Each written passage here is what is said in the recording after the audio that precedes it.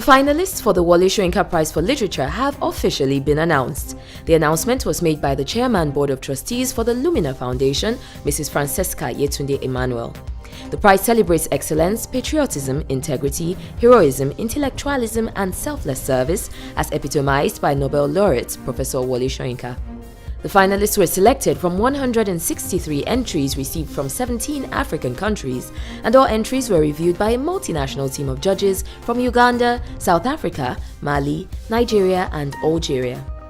This year's genre in focus is drama, and the shortlisted authors are Othuke Ominiabos for Odufa, Akimbelu for Egbon of Lagos, and Toyin Abiodun for The Trials of Afonja.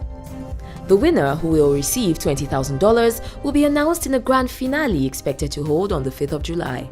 Since its inception, the Wole Soyinka Prize for Literature has grown from strength to strength, with several corporate organizations partnering with the program and with the number of entries growing exponentially. Last year's prize was won by Sifiso Mzobe from South Africa for the novel Young Blood. We look forward to seeing who this year's outstanding winner will be. Best of luck to all the finalists and congratulations on your selection. Earlier this week, we talked about the creation of a sub-region capital money market. Well, today, you might be glad to know that Africa will soon have its own monetary fund.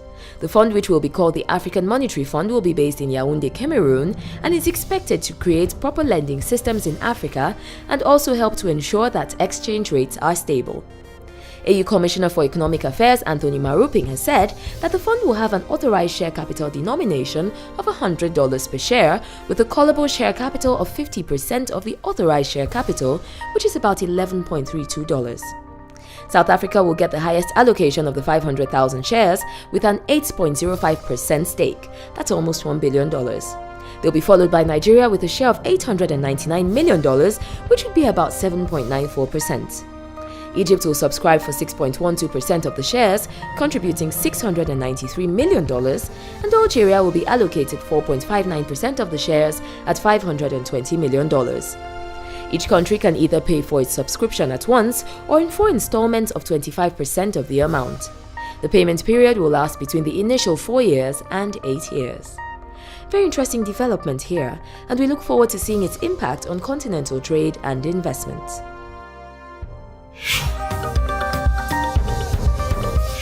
And over to South Africa with the news from EbonyLife that South Africa and Zimbabwe have decided to split revenue from traffic through the Limpopo Bridge.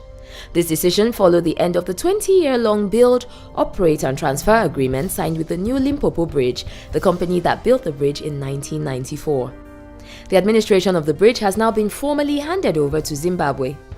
Both countries have agreed to collect tolls at their end of the bridge, meaning that traffic coming into Zimbabwe will pay tolls to the Zimbabwe National Road Administration (ZINARA), while traffic going into South Africa will pay tolls to a yet-to-be-decided revenue collection agency in South Africa. Zimbabwe is set to make about $1.6 million monthly through toll fees, and the income made is expected to aid infrastructural development.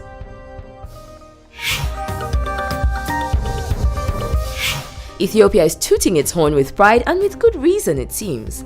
The nation is celebrating the fact that it has become very attractive to foreign investors due to its favorable investment policies, stable macroeconomy, and national peace. Ambassador Tai Atske-Selassie and Genet Teshome, both Director Generals with the Ministry of Foreign Affairs, have pointed out the country's booming trade relationships with the United States, Canada and Brazil, Japan and India. Both government officials assert that with these new relationships, Ethiopia is poised to become another major African business hub, and that, I think, would be very welcome.